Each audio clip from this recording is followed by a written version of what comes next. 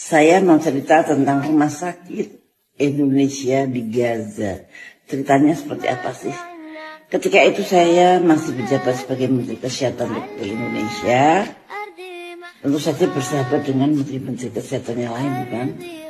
Nah, saya juga bersahabat dengan Menteri Kesehatan Palestina. Waktu itu Palestina sedang dikuasai Hamas. Jadi Palestina itu kadang-kadang dikuasai grup Hamas, kadang-kadang dikuasai grup Fatah. Gitu. Kalau sekarang presidennya dari Fatah. Pada suatu saat presidennya dari Hamas gitu. Nah, pada waktu saya menjadi Menteri Kesehatan, yang berkuasa di Palestina itu Hamas. Nah, Menteri Kesehatan Palestina itu berbisik pada saya, Bu, kalau saya kasih anak di Gaza, itu bisa nggak Anda bikin rumah sakit?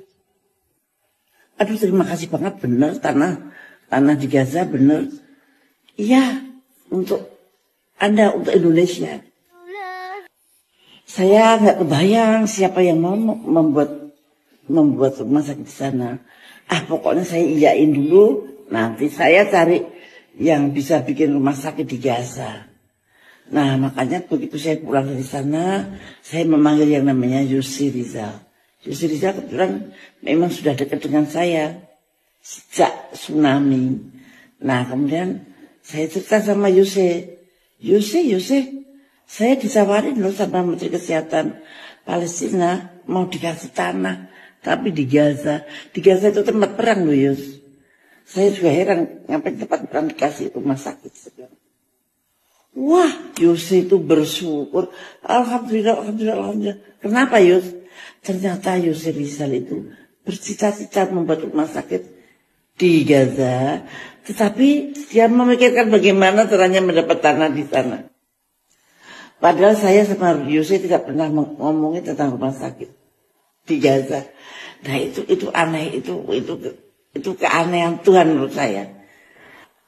Kemudian Yusuf dengan semangatnya mencari dana dari rakyat Indonesia.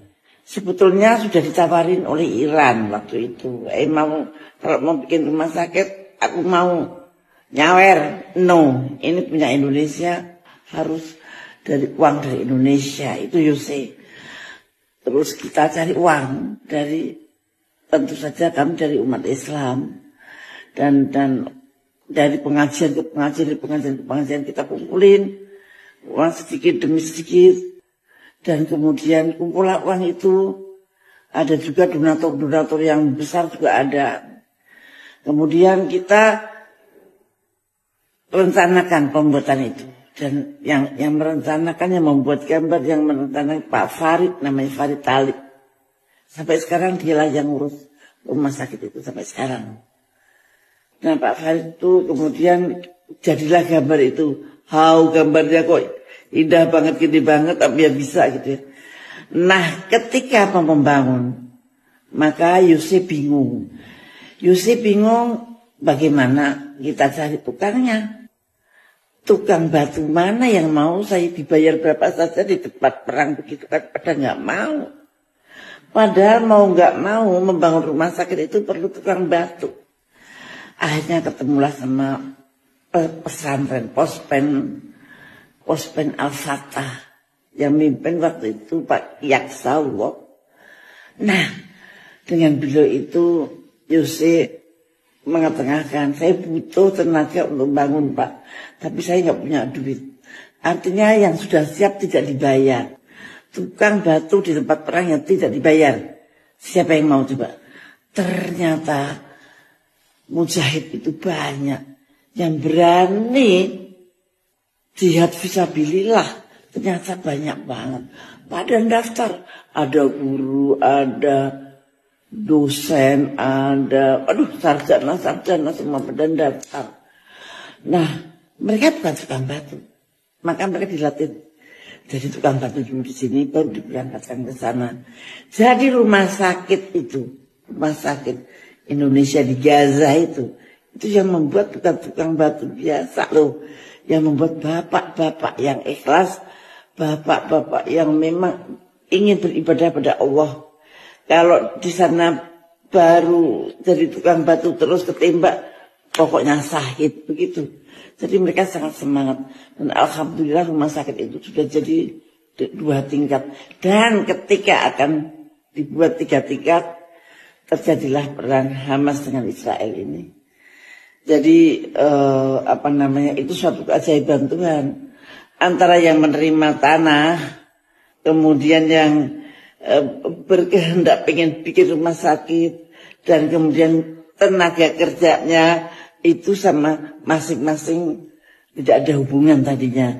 Jadi yang menghubungkan Tuhan. Maka Tuhan kalau berkehendak apapun bisa terjadi. Ini seperti puzzle yang disatukan. Oh iya, waktu itu kita mikir dokternya siapa. Sementara dokter dari Indonesia kita kirim ke sana, Tetapi kan harus ada dokter Palestina yang ahli ini ahli itu. Akhirnya mereka mengirim 10 dokter untuk kita sekolahkan di Indonesia untuk spesialis trauma saya kira ya, karena di sana kita akan menolongi orang-orang korban perang. Dan kami masih tetap mengharapkan bantuan Anda, bagaimana supaya rumah sakit itu bisa berjalan terus. Bantuan Anda sekecil apapun akan sangat berarti bagi rumah sakit Indonesia di Gaza.